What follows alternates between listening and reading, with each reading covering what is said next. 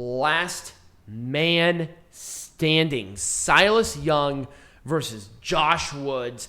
I kind of wish they had their full entrances, but I guess their rivalry is suitable for a pre-entrance attack.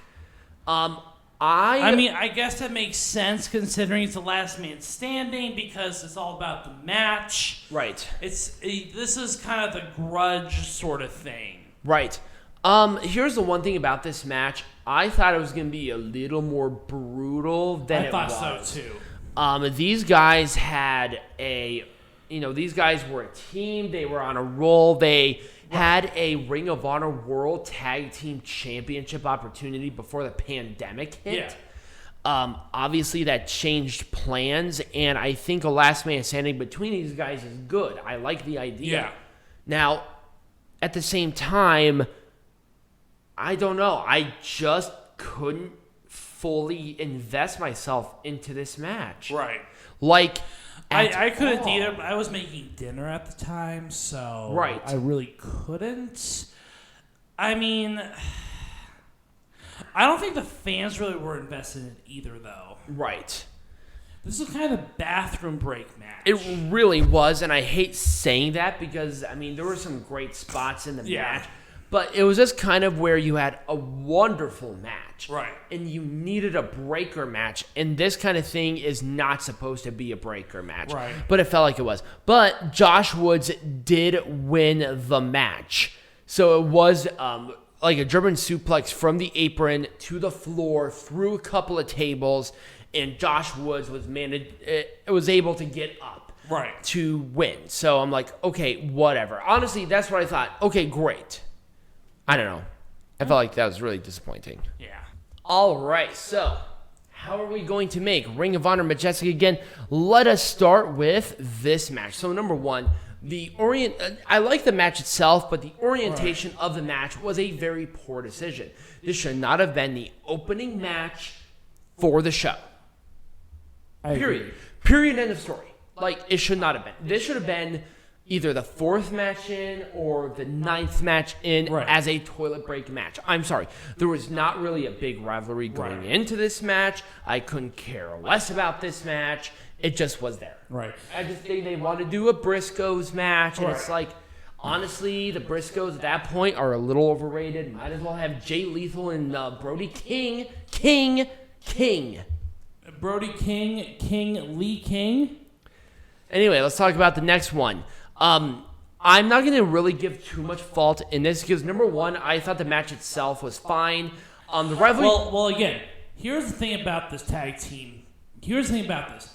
It was not about these two teams in general. It was about the factions that they were involved with. Right. Violence Unlimited. Obviously, the name speaks for itself. Right. And Los Inmamables. No. The Foundation. The Foundation. But Los Inmamables is part of that same team. Los Ingobernables. Los Inmamables. It's La Facción Ingobernable in this company. It's La Facción Ingobernable. Just say La Facción instead of looking like an idiot. Anyway. LFI. LFI. Yeah! Just say LFI. Anyway, I thought the match was fine. So, given the circumstances of like the car wreck or whatever the hell happened with with Tracy Williams, and them changing it like twice, it was kind of weird. Right, it was kind of weird. But they did end up pulling off a decent little match. I'm not mad about it. But again, the problem is that it was not about the tag teams themselves. It was about the overall faction. Right. It was fine. So let's talk. Okay. I really can't say anything about this. You can't make this any more majestic than it was. It was a majestic match. It was a great match. It was a great match. Great rivalry going into it. I love how they're really promoting Dalton Castle, saying, "I have things to do. I have this and that." It was fun. So Draper, Castle, and Isom they're not a part of a faction though, are they? Mm-mm. Whereas the other three, they are. Shane Taylor Promotions. Right. They're part of Shane Taylor Promotions. So you're giving the three... I mean, I love it because there's a depth to that tag team division. Right. I mean, it's not even a tag team division. It's a factional division. Right. So I think that what I like about ROH is that there's that depth. But let's talk about the depth. Let's talk about the women's tournament that's happening this month.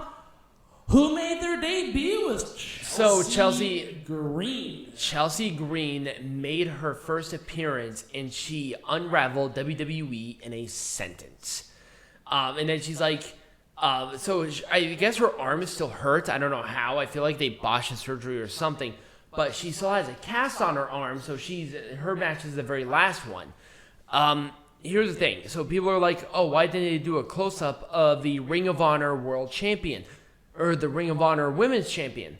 They're not done with it. Yeah, that was a mock-up. No, it was it was one of those toy replicas of the Ring of Honor World Champion. That's why I said that looks like a smaller version of the Ring of Honor World Champion. But anyways, because it was. Anyways, Chelsea Green took a couple jabs at WWE, which we kind of expect at this point. Whatever, because I guess she doesn't have any talent. Anyway, let's talk about Jonathan Gresham and Mike Bennett. Here's the thing. Mike Bennett should have won. He should have won. I mean, even though I chose Jonathan Gresham, I knew he was going to win, and that was based out of necessity of keeping the belt. Jonathan Gresham is a great representative of the pure division. But Mike Bennett had the story to go into this, and I think it would have been a great feel-good moment for not only him, but for the fans. Even though Mike Bennett's a heel-ish. Right. Isn't Mike Bennett kind of a heel-ish? He's kind of a heel.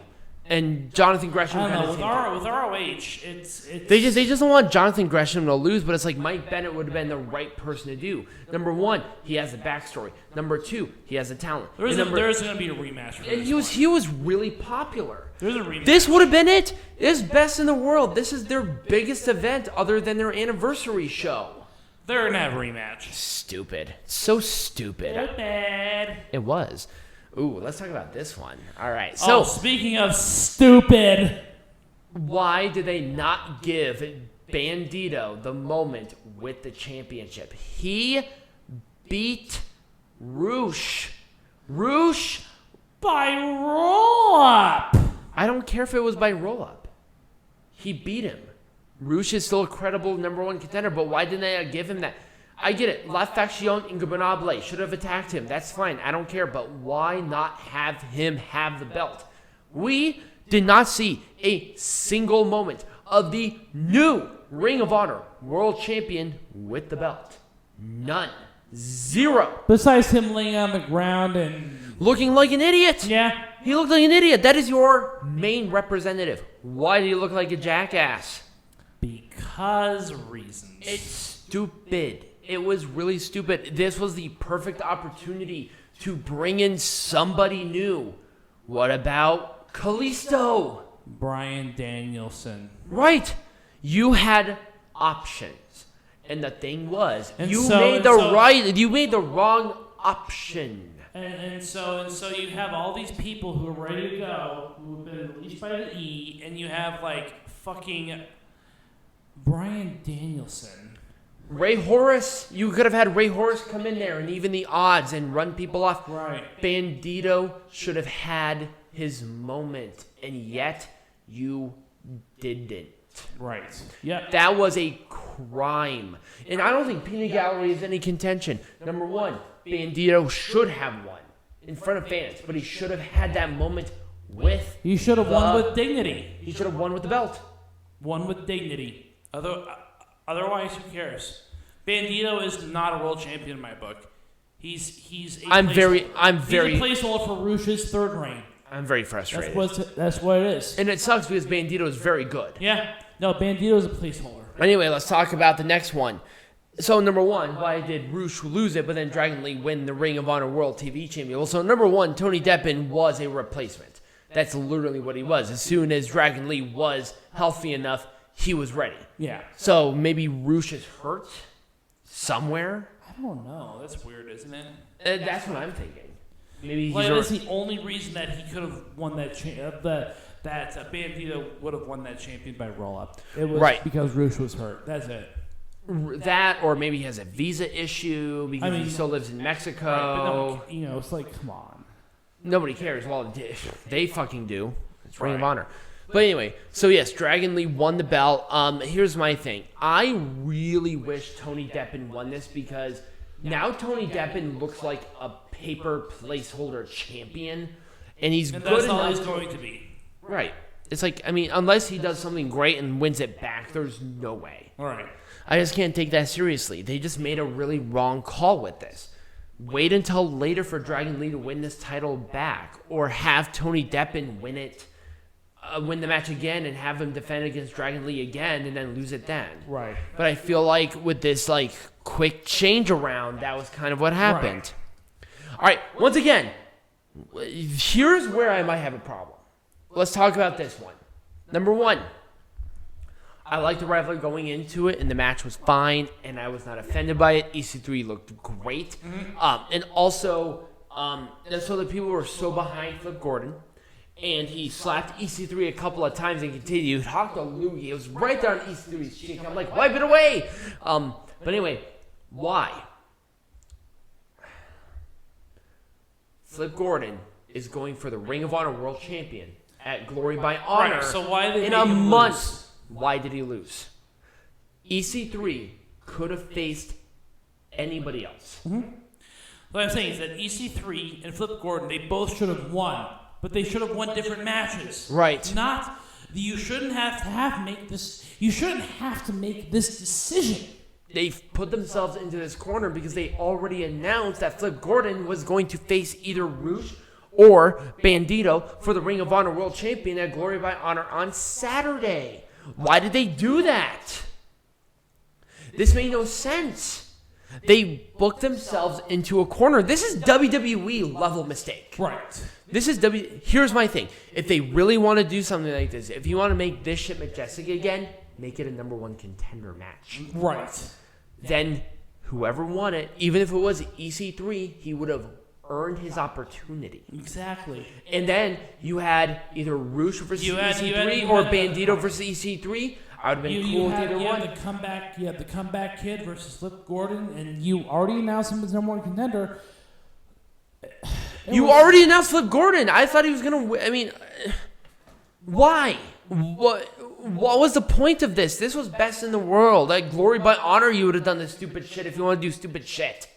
This was such a bad choice. Right, it was. It was a bad choice, not for the match itself, but for putting these two together where they both had something to prove. Right. Let's talk about this one.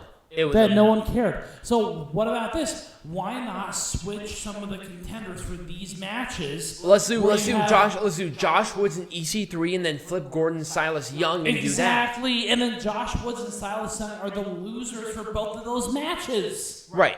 Or vice versa, or whatever they're going to do. Right. But the point is that EC3 and Flip Gordon both get the chance to fucking win. Right.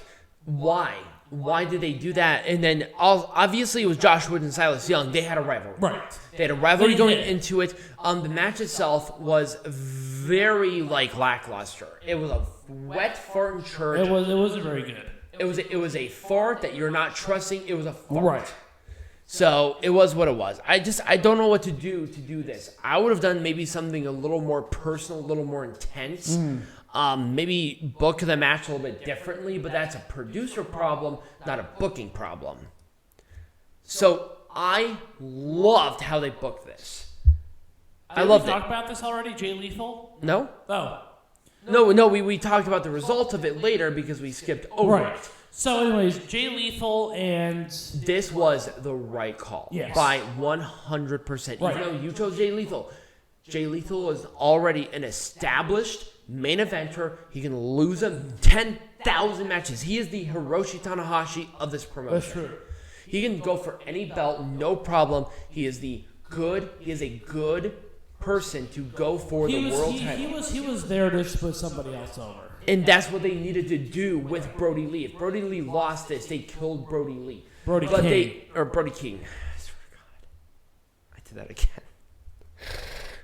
They did this so great with Brody King. Do I have to, replace you? No. Because you already have your own mic. I would have done the same thing on that one. It wouldn't have made a difference. But they needed to do something with Brody King to make him an established competitor. I'm going to hit you. So Had to push him out of the way. right? So the problem is that Brody King needed this win. Jay Lethal did not.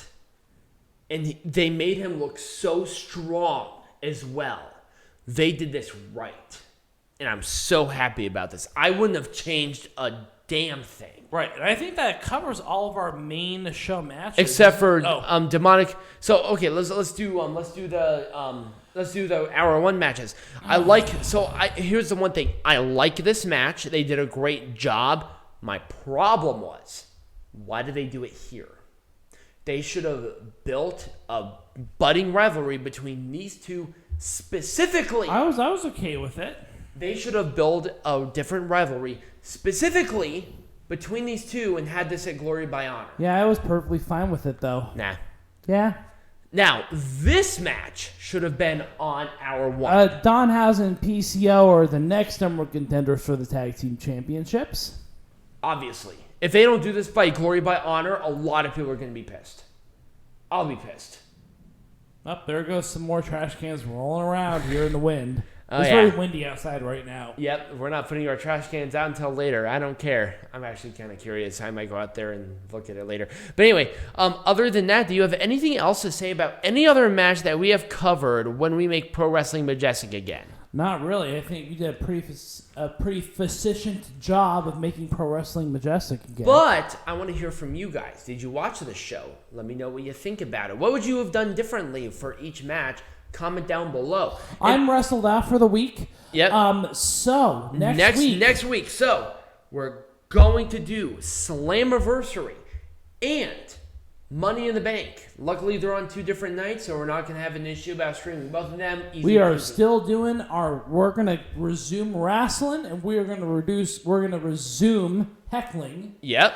And we're going to go with that. We have a very exciting topic for our later in July. There's a weekend where we don't have any pay-per-views, so we're really excited about that. Absolutely. And thank you guys so much for listening. Follow us on social media. All of the links are below this video. And as always, boy, Majestic.